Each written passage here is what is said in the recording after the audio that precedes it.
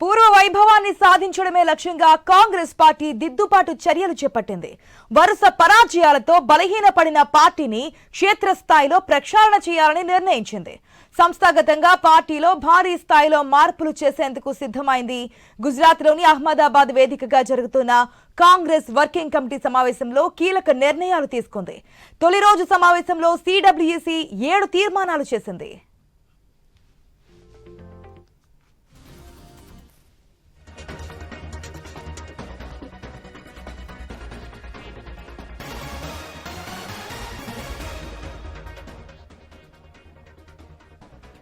రైతుల హక్కుల కోసం పోరాటం చేయడం, ఎంఎస్పీ పెంపు అంశాలపై రైతులకు అండగా ఉండాలని నిర్ణయించింది. ఇక దేశంలో విద్వేష రాజకీయాలపై పోరాటం చేయాలని రెండో తీర్మానం చేసింది. కార్మికుల, కర్షకుల హక్కుల కోసం పోరాటం, సామాజిక న్యాయం కోసం కొట్లాడటం, సమాజంలో అసమానతలు, అంతరాల పెంపుపై పోరాటం చేయాలని నిర్ణయం తీసుకుంది. అలాగే చివరిగా సర్దార్ వల్లభాయ్ పటేల్ స్ఫూర్తితో మతతత్వం, విభజన రాజకీయాలపై పోరాడాలని కాంగ్రెస్ పార్టీ నిర్ణయించింది.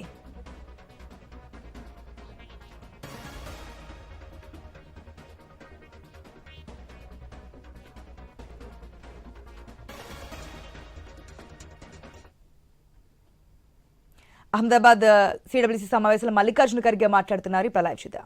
उन्होंने जो Pandit Jawaharlal Nehru ji planning commission establish किए उसको भी उन्होंने निकाल दिया और अपने मनमाने ढंग से उस इंस्टीट्यूशन को वो चला रहे और इसी 5 ईयर प्लान से नेहरू जी के 5 ईयर प्लान से ही ये देश आगे बढ़ा। लेकिन आज उसकी स्थिति क्या है आप जानते हैं। कभी जो देश के गरीबों के बारे में हमदर्दी नहीं रखता वो इंसान हमेशा ऐसे गलत कामें करने के आगे चलता है। मैं ये भी कहना चाहता हूं, जब अपने जो आजाद फौज के सुभाष चंद्र बोस वो जब कांग्रेस प्रेसिडेंट थे उस वक्त उन्होंने प्लानिंग करने के लिए पंडित जवाहरलाल नेहरू जी को नियुक्त किया था। उस वक्त अरे हमारे पास तो आइडियाज आज के नहीं, हमारी सोच गरीबों के लिए कांग्रेस हमेशा इसका चिंतन और मंथन की है। और आप हमको कैसा तोड़ना, लोगों को कैसा भगाना, ये सब आप लोग कर रहे हैं। और इस 11 वर्ष में विपक्षी राज्यों के साथ सौतेला व्यवहार, सेंटर स्टेट रिलेशन इतने मजबूत थे कांग्रेस के जमाने में, यूपीए के जमाने जब सोनिया गांधी जी चेयरपर्सन थे, मनमोहन सिंह जी जो हमारे प्रधानमंत्री थे, उस वक्त सेंटर स्टेट का रिलेशन इतना अच्छा था कि कोई भी कभी भी आके कुछ भी अपने लिए मांग सकता था। लेकिन मोदी जी के सरकार में अगर सच भी है जो उनको मिलना है, जैसा कि नरेगा का हो या और बजट में जो अनाउंस किए हैं वो फंड पूछने को गए तो भी मोदी कभी नहीं देते। और आज हमारे चीफ मिनिस्टर्स चाहे वो कर्नाटक के हो, चाहे वो तेलंगाना के हो, चाहे हमारे हिमाचल के हो, ये सब लोग और झारखंड के हो, ये तड़प रहे।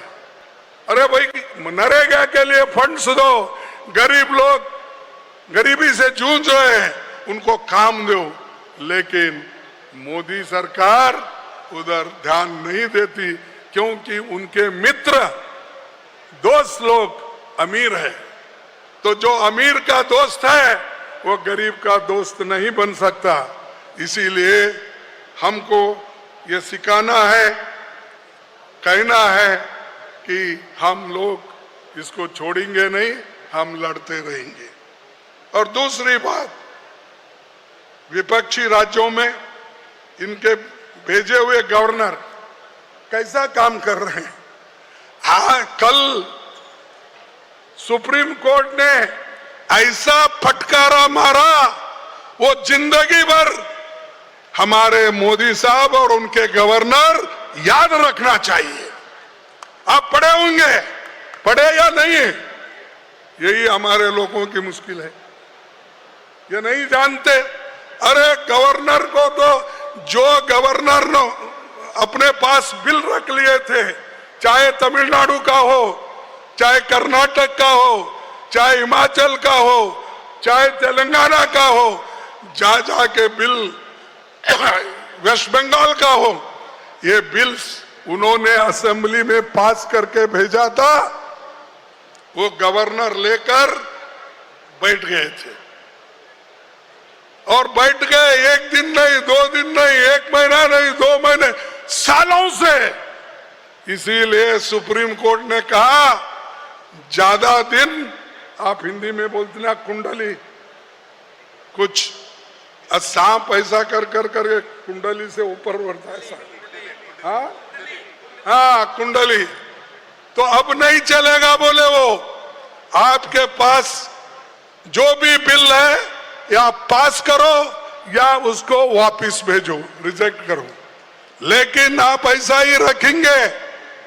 और उन्होंने आगे ऐसा ऑर्डर दिया, जो लोग बिल भेजे हैं गवर्नर के पास, वो सारे बिल समझो कि उसको मंजूरी मिल गई, कोर्ट ने दिया। तो उनको ये तो गवर्नर और इस सरकार को थप्पड़ मारे।